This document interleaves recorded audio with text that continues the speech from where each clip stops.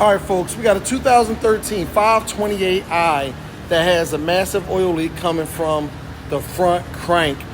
What happens with these vehicles, the front crank seal leaks, the dry belt comes off, it gets sucked up into the crank, and it damages the engine. Let me show you this. All right, this is looking from the bottom of the car up at the crank.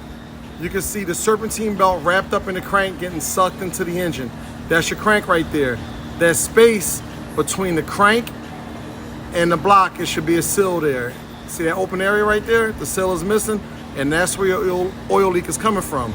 So what happens when the belt gets sucked into the engine, it gets pulled into the engine, up into the oil pump, and it can damage the engine. So here's the fix, right? Obviously replace the serpentine belt, replace the seal, that's a given.